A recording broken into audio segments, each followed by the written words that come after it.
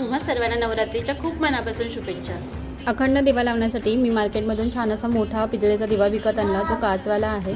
कारण काचवाला असेल तर वात लवकर विझत नाही आणि जी वात आहे ना ती थोडीशी कापसाची वात बारीक करून एक वीत 4 बोटापेक्षा मोठी ठेवायची आहे, खूप लहान नाही ठेवायची। आणि मग ती वात आपण पंतीमध्ये घालून घेतले, तेल टाकलं, तिथे लाल कलरचं वस्त्र देवाऱ्यामध्ये अंतरले, त्याच्यावरती तांदूळ ठेवून मी त्याच्यावरती वात ठेवून दिलेली आहे।